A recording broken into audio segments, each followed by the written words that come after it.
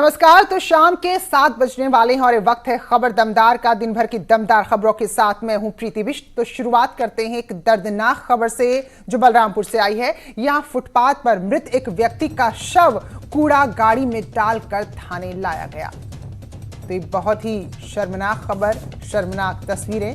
घटना उतरौला तहसील मुख्यालय के थाने की है, जो भी हम आपको दिखाएंगे, तस्वीरें भी दिखाएंगे। सादुल्ला नगर थाने के सहजोरा गांव के अनवर अली उर्फ झिनकन उतरौला तहसील में काम के सिलसिले से आए थे, लेकिन अचानक तबीयत बिगड़ी तो वो फुटपाथ पर लेट गए और उनकी जान चली गई। लेकिन इससे भी बुरा जो हुआ वो वाकई में शर्मनाक है। मौत के बाद जब पुलिस की टीम मौके पर पहुंची तो एम्बुलेंस के बजाय देखे जरा, बड़ी शर्मनाक तस्वीरें हैं। कूड़ा गाड़ी में उस शव को डालकर थाने ले गई। हालांकि जब वीडियो सामने आया तो स्थानीय पुलिस प्रशासन ने आनंद फानंद में इंचार्ज आर के रमन और 2 सिपाहियों को निलंबित कर दिया। लेकिन क्या निलंबन ही काफी है? ये बहुत ही शर्मनाक आप तस्वीरें देखिए जरा। यकीन करना देखकर मुश्किल है कि एक शख्स जिसकी जान जा चुकी है और किस तरह से उसे कूड़े की गाड़ी में डालकर ले जाया जा रहा है, जबकि इसके लिए बाकायदा एम्बुलेंस लानी चाहिए थी। और वैसे भी अगर कोई भी शख्स मृत्यु हो जाती है उसकी, तो उसके शव का भी सम्मान होना चाहिए। लेकिन यहाँ पर कूड़ा गाड़ी में डालकर उस शव को ले जाया गया।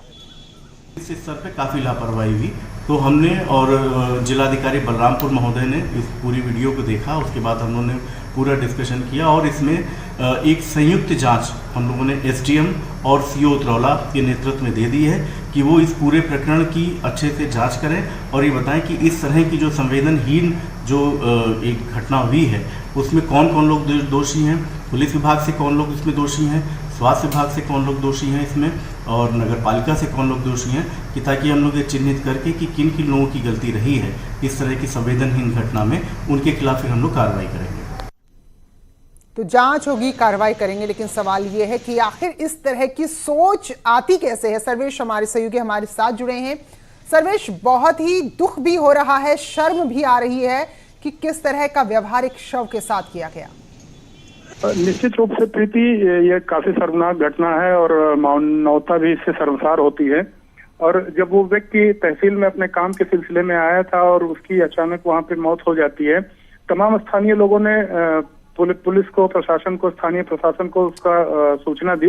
लेकिन आप समझ लीजिए कि 1 से 1.5 घंटे तक वो डेड बॉडी ही पहले वहां पर पड़ी रही। उसके बाद चूंकि कोरोना संक्रमण का समय चल रहा है, लोग छूने से भी डरते थे, स्वास्थ्य विभाग को भी जानकारी दी गई। फिर पुलिस टीम जब वहां पहुंचती है तो स्वास्थ्य विभाग के अधिकारी आते हैं, वो अपना सैंपल लेकर के कोरोना चले जाते हैं। उसके बाद फिर पुलिस उसको हटाने के लिए स्थानीय लोगों ने ये भी कहा कि ठेले से या किसी भी चीज से इसको थाने तक पहुंचाया जाए। फिर कूड़ा गाड़ी बुलाई जाती है और कूड़ा गाड़ी पे जबरन उसको लाद करके उस शव को कोतवाली ले जाया जाता है। तो वास्तव में जो शव के साथ दुर्व्यवहार किया गया, जो शव के साथ की गई, वो मानवता की कहीं से वो मानवता के पक्ष में नहीं है। और ये कार्रवाई की अगर बात करें सर्वेश, क्योंकि तस्वीरों में साफ दिख रहा है जो वर्दीधारी खड़े हैं और देख रहे हैं कि क्या एक इंसान की यहाँ पर इज्जत है, क्या उसका वजूद है। जब मृत्यु हो गई, शव को जो सम्मान ले जाना चाहिए कूड़ा के ढेर के बराबर से समझ लिया, तो कार्रवाई किस तरह की हुई है? हाँ, इसमें निश्चित रूप से अब चूंकि ये मामला काफी हाईलाइटेड हो गया, इसमें वायरल भी हो गया इसके वीडियो, तो इसमें पुलिस ने कार्रवाई की। जो 3 उनके पुलिसकर्मी थे, एक जो कस्बे का इंचार्ज दरोगा था उसको निलंबित किया गया है, 2 कांस्टेबल को निलंबित किया गया है, और जो कूड़ा गाड़ी के साथ आए थे नगर पालिका के कर्मचारी, उनको भी निलंबित कर दिया गया है उनके कार्य से। और सुनने में आ रहा है कि एफआईआर भी दर्ज की गई है। तो इस तरह की कार्रवाई तो की गई है, लेकिन वास्तव में जो ये सब कुछ घटना घटित हुई, ये वास्तव में मानवता को शर्मसार करने वाली है। बिल्कुल। जो कार्रवाई भी हो रही है, अब जब नगर पालिका की गाड़ी में जो कर्मचारी आए होंगे, जाहिर सी बात है निचले तबके के कर्मचारी किसी के आदेश पर ही आए होंगे, तो निलंबन से बड़ी कार्रवाई ऐसे जिम्मेदार लोगों के खिलाफ होनी चाहिए। शुक्रिया सर्वेश आपका इस खबर पर जानकारी देने के लिए।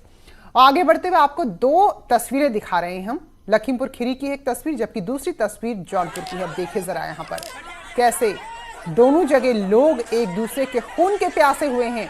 मारपीट हो रही है, पथराव हो रहा है, हंगामा हो रहा है। महिलाएं, पुरुष, युवा, हर कोई यहाँ पर उतारू हैं कि जो भी सामने आए उसे मार दो। और ये 2 तस्वीरें हैं।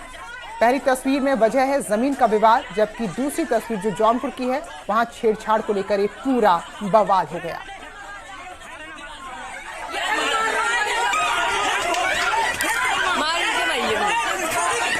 तो लखीमपुर खीरी की अगर बात करें तो यहाँ जमीन के विवाद में दो पक्षों में कहासुनी हुई और मामला पथराव तक पहुंचा। लाठी डंडों से मारपीट शुरू हो गई और इस पूरे हंगामे में 3 लोग घायल हो गए। और जौनपुर की अगर हम बात करें तो यहाँ छेड़छाड़ को लेकर ये मामला था। छेड़छाड़ के आरोप में संग्राम हुआ और लोग इस तरह आमने सामने आ गए।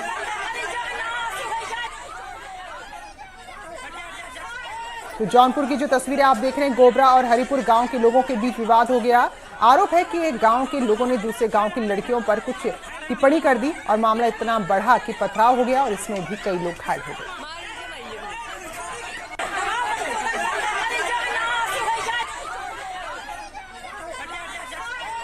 तो कोई भी पक्ष यहां पर हार मानने को तैयार नहीं था और दोनों तरफ से खूब पत्थर भी चल रहे थे। और अभी हमने इससे पहले जो लखीमपुर खीरी की तस्वीरें दिखाई, वहां लाठी डंडे लेकर भी महिलाएं भी दौड़ रही थी। और जौनपुर में देखिए आप छेड़छाड़ को लेकर किस तरह 2 गुट आमने सामने आ गए और एक दूसरे पर पत्थर बरसाने लगे।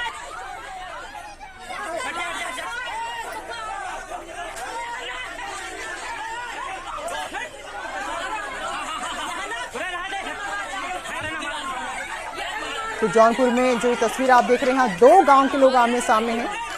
आरोप लगा कि एक गांव की लड़कियों के साथ कुछ छेड़छाड़ की गई, टिप्पणी की गई उनके खिलाफ कुछ आपत्तिजनक, और उसके बाद ही पूरा हंगामा शुरू हो गया।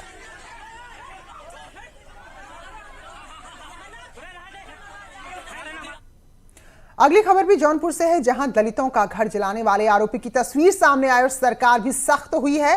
तो हम आरोपी की तस्वीर आपको दिखा रहे हैं, देखिए जरा, नाम भी सुन लीजिए।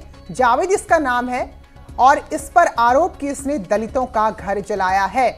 और ये शख्स जो है, ये आरोपी है, ये उस पार्टी से जुड़ा है जो दलितों के पिछड़ों के हितैषी होने का दावा करती है। समाजवादी पार्टी से जुड़ा है और अखिलेश यादव के साथ की कुछ तस्वीरें भी सामने आई हैं। हालांकि इस मामले में मुख्यमंत्री ने काफी सख्ती दिखाई है, संज्ञान लिया खुद और आरोपियों के खिलाफ NSA रासुका के तहत कार्रवाई के आदेश दिए हैं। तो जौनपुर में बकरी चराने के विवाद को लेकर कुछ दबंगों ने दलितों को घर को ही फूंक डाला था, जिसके बाद अब कार्रवाई हुई है।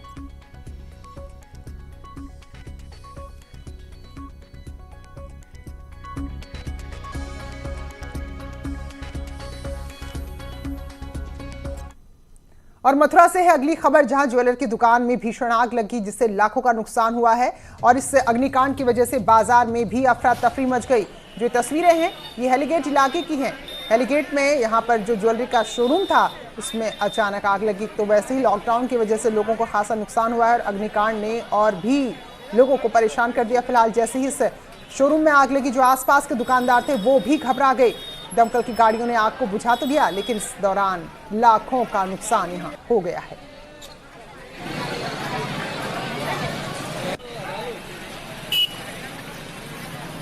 तो मथुरा की ज्वेलरी शॉप में जो भीषण आग लगी शोरूम में, लाखों का नुकसान इस अग्निकांड से हुआ है और वहीं आसपास की दुकानों को भी नुकसान हुआ है। हालांकि आग को बुझा लिया गया है, लेकिन उसके बावजूद जो नुकसान था उसे नहीं रोक पाए। नितिन गौतम हमारे सहयोगी बताएंगे और जानकारी देंगे। तो नितिन, क्या वजह सामने आई और कितना नुकसान इसमें हुआ है?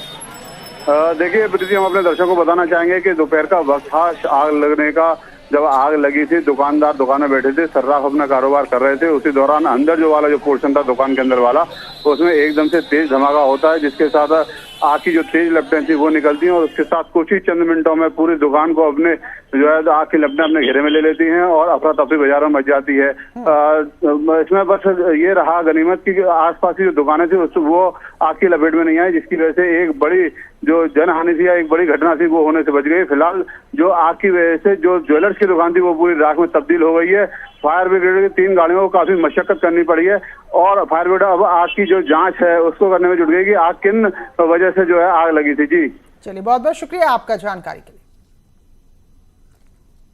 फतेहपुर में एसडीएम की गाड़ी न चल रही थी, ना ही अपनी जगह से हिल रही थी। तो इसके बाद देखिए एसडीएम साहब ने क्या किया, अपनी साहेब होने का पूरा फायदा उठाया और होमगार्ड को आदेश दिया कि गाड़ी को धक्का लगाइए। तो होमगार्ड धक्का लगाते हुए एसडीएम की गाड़ी को लेकर गया। तो कलेक्ट्रेट परिसर में ही गाड़ी खराब हो गई थी और उस दौरान किस तरह से धक्का लगाकर प्रशासनिक अधिकारी को आगे बढ़ाया गया, वो इन तस्वीरों में आ रहा है साफ नजर।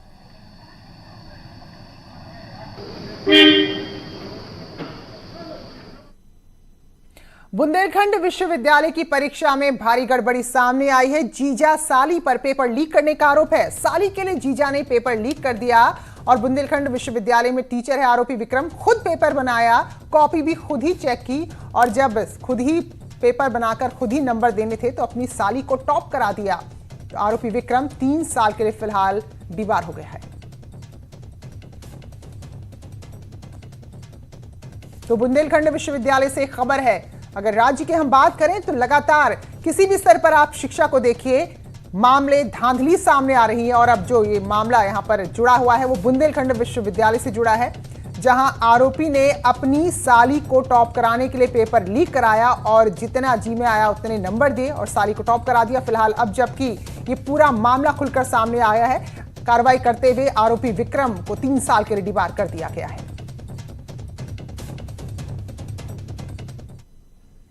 और अब बात अनामिका शुक्ला मामले की, कासगंज से इससे जुड़ी खबर आ रही है। पुलिस ने मास्टरमाइंड को गिरफ्तार कर लिया है। 3 नाम वाले जिस शख्स को पुलिस ने गिरफ्तार किया है उसका नाम राज उर्फ नीतू उर्फ पुष्पेंद्र है। साथ ही उसके भाई जसवंत सिंह को भी पुलिस ने गिरफ्तार किया है। जसवंत सिंह जो कि बीए फेल है लेकिन फिर भी वो मैनपुरी के स्कूल में प्रिंसिपल के पद पर तैनात था। तो ये बड़ी खबर है, फर्जीवाड़े का मास्टरमाइंड गिरफ्तार हो गया है। तो अब ये उम्मीद कीजिए कि इसने कितने बड़े पूरे फर्जीवाड़े को यहां पर अंजाम दिया है और किस तरह का इसका पूरा जाल मकर जाल राज्य में फैला हुआ था वो अब धीरे धीरे करके सुलझेगा और एक एक कड़ी दर कड़ी अब सामने खुलती चली जाएगी। तो जो अनामिका शुक्ला केस सामने आया है जिसने पूरे राज्य को एक तरह से इस वक्त सकते में डाल रखा है कि कितना बड़ा शिक्षा के नाम पर यहां कारोबार चल रहा है, गोरख धंधा चल रहा है नियुक्ति के नाम पर, तो उसका मास्टरमाइंड फिलहाल गिरफ्तार हो गया है। और शिक्षक भर्ती से जुड़ी एक और बड़ी खबर, शिक्षक भर्ती में फर्जीवाड़ा मामले में लेखपाल संतोष कुमार बिंद को निलंबित कर दिया गया है। कोरांव तहसील में संतोष बिंद की तैनाती थी। तो कहां से कहां तार जुड़ रहे हैं ये बड़ा समझना जरूरी होगा। फर्जीवाड़ा मामले में पुलिस ने जिन 11 लोगों को गिरफ्तार किया है उनमें लेखपाल संतोष भी शामिल है। भर्ती में फर्जीवाड़ा और दूसरी तरफ नियुक्ति में फर्जीवाड़ा, यानी कि हर तरफ हर कदम दर कदम फर्जीवाड़े को ही अंजाम दिया जा रहा है। और जाहिर सी बात है, जब तक महकमे के अंदर के लोग इससे जुड़े नहीं होंगे तो ये संभव नहीं था। तो फिलहाल अभी कड़ियां भी खुलती चली जा रही हैं।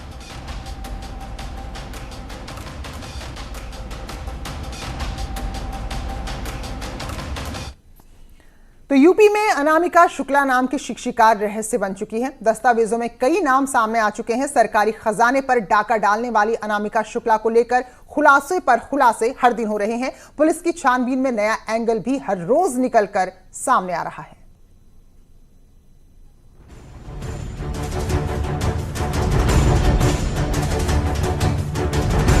सहारनपुर में फर्जी शिक्षिका द्वारा सरकारी वेतन लेने का मामला सामने आया तो हड़कंप मच गया और उसके बाद जब इस मामले में खुलासे होने शुरू हुए तो पूरा का पूरा शिक्षा विभाग कटघरे में खड़ा हो गया।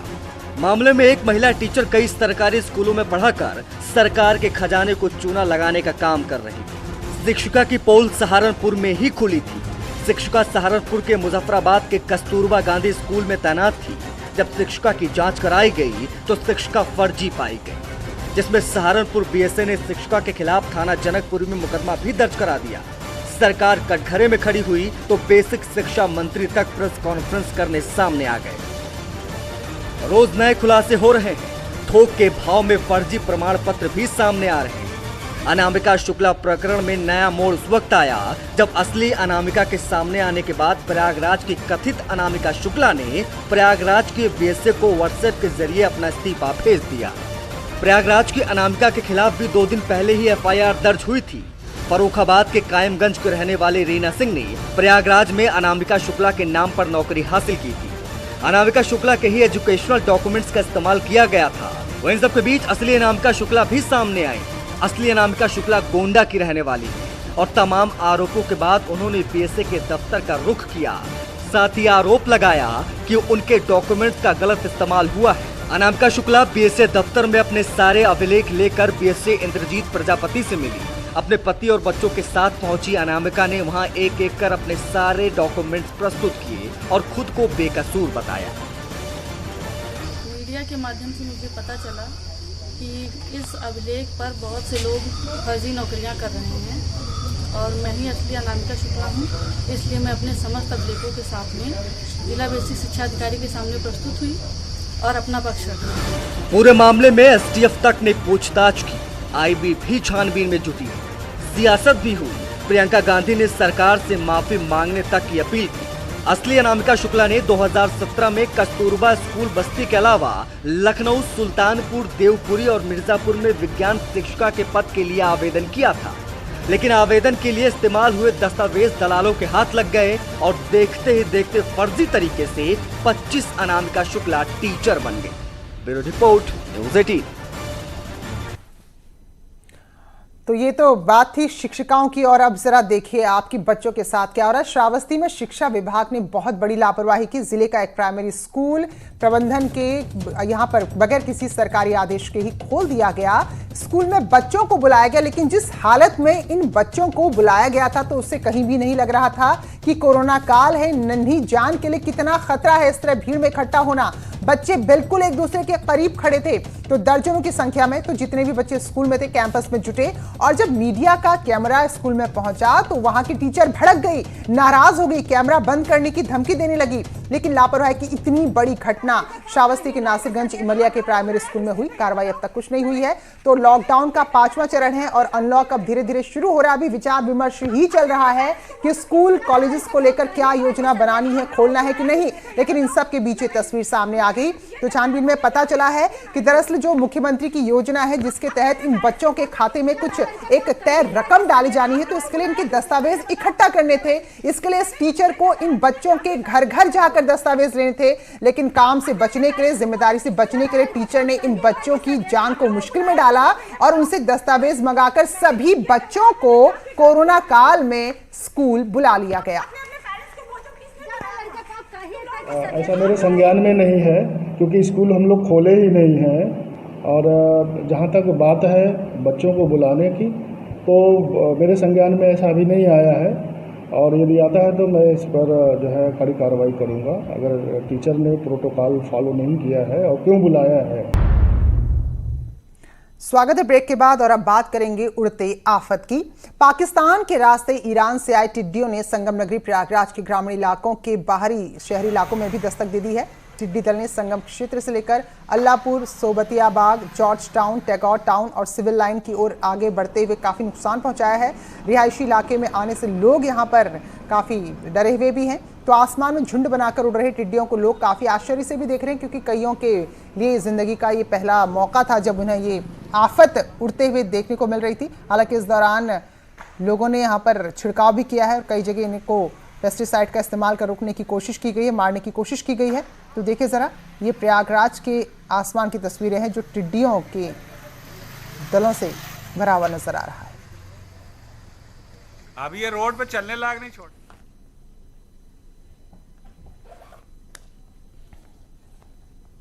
तो खबर दमदार में आज बस इतना ही। छोटे से ब्रेक के बाद देखिए खबरें उत्तराखंड की।